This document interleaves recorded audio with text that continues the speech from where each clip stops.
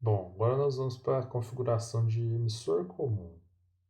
Ela é a mais utilizada nos circuitos que nós vamos trabalhar, né? Então, se você olhar aqui, né, você já vê aqui uma fonte aplicada aqui, né, VBB, e uma fonte VCC aqui, formando aqui, nesse caso aqui, a ligação entre o emissor e a base, e aqui entre o emissor e o coletor, ok? Só que essa tensão aqui também entre o emissor e o coletor, né, ela também afeta um pouquinho aqui a polarização da junção, né, base e coletor, ok? Então, é assim que a gente vai pensar nessa estrutura, tá? E a gente vai ter dois conjuntos de características. A gente vai ter o que? Um circuito de entrada, que é formado pela base, o emissor, e um circuito de saída, que é formado pelo circuito coletor e emissor. Então, vamos dar uma olhada nisso daqui, né?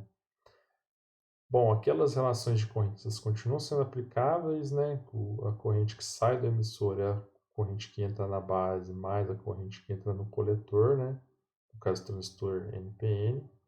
E o IC é aproximadamente E, já que esse alfa aqui é próximo de 1, tá?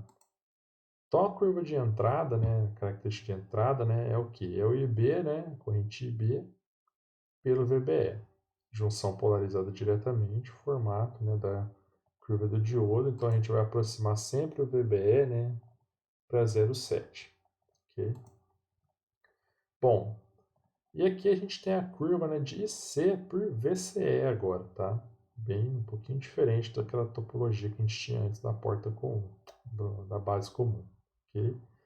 E aqui já é bem similar às curvas características dos transistor MOS que estão acostumados a trabalhar. A gente tem aqui nessa região, né, que seria a região de saturação aqui, a região de corte e a região onde a gente tem o efeito de amplificação, que é a região ativa, que lá no caso do transistor MOS vocês conhecem como região de saturação, tá? Então é nesse caso aqui que nós vamos gerar então a nossa amplificação de tensão. Para vocês terem uma ideia, né, o IB está na casa de microampere, né, e o IC está na casa de miliampere. Então a gente já consegue ver aqui, né, que a corrente de base ela é bem menor que a corrente de coletor, ok? E aqui a gente já consegue também observar a inclinação, né, que é o efeito Early, né? Lá a gente entendia isso como lambda, aqui a gente vai entender isso como um parâmetro VAF, né, que é o efeito Early. Se a gente prolongar isso daqui, a gente vai cruzar com o valor de tensão no eixo VCE negativo, que é o valor da tensão de Early, tá? Recordando então, né, que nessa região ativa aqui a junção base-emissor está polarizada diretamente e a junção base-coletor está polarizada reversamente. Bom, então nesse caso aqui, né, qual que é o efeito que a tensão de Early vai ter no dispositivo? Quer dizer o quê? Que se a gente aumentar a tensão VCE, a gente vai aumentar a tensão VCB, que é aquilo que eu comentei aqui, né? A fonte ela está entre aqui, né, VCE, mas aumentar VCE, você está aumentando aqui, né, a tensão em cima desse VCB aqui. Você está aumentando a tensão em cima dessa região reversamente polarizada, ok? Então a gente vai ter o que, né? Que a tensão VCB é o VCE menos o 0,7, que é o 0,7 da queda de tensão da região diretamente polarizada aqui, ok? Então, como a base é fisicamente muito estreita, né, o aumento da região da largura de depressão fará com que a largura efetiva da base se torne ainda menor. E isso vai fazer o quê? Vai fazer com que os portadores acelerem mais ainda, né? Então, se os portadores acelerem mais ainda, a gente vai ter um efeito do quê? De aumentar a corrente IC.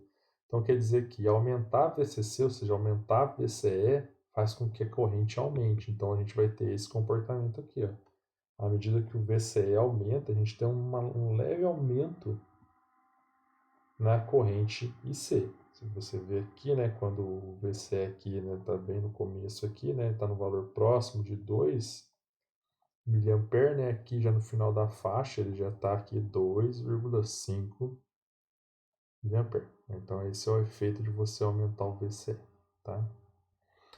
E agora nós vamos ver outro parâmetro, que é o beta, né? Que é o parâmetro que relaciona a corrente de entrada, né? A corrente IB, com a corrente de saída IC e, portanto, né? Com a corrente de emissor IE, já que o IC é aproximadamente IE, tá? Vocês vão ver em laboratórios, né, betas aí variando entre 500, 400, 400 e pouquinhos transistores que vocês forem trabalhar lá, tá? E a relação é exatamente essa, né? O IC, né, é igual a beta IB, tá? Beta vezes IB. Então é a relação, né, IC dividido por IB da beta, que a gente vai conhecer sempre como IC é igual a beta IB, tá?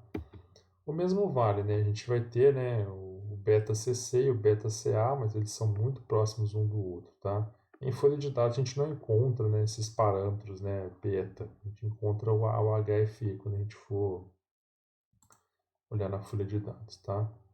Então aqui um jeito simples, né, um exemplo de você determinar beta, né? O que ele tem aqui? Uma tensão VCE constante, né? Ele tem aqui uma variação de IB, né? O IB está variando aqui, né? 10 microampere, ok?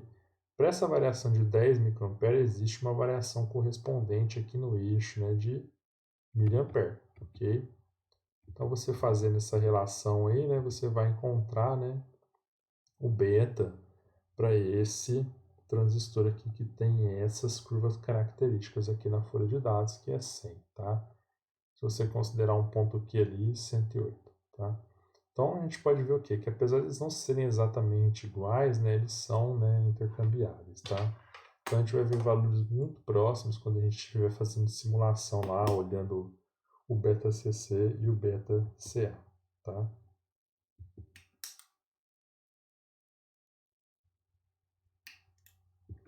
Então aqui a gente tem a forma de onda de IC por VCE sem a influência do ICO, né, que é a corrente que aparece, né, quando a gente começa a aumentar, né, a tensão coletor e emissor. Tá? Então a gente teria tudo linhas retas que seria um comportamento ideal, né? Como se a gente não tivesse o efeito Whirley no nosso dispositivo, ok? E aí você pode fazer, né, as contas de beta.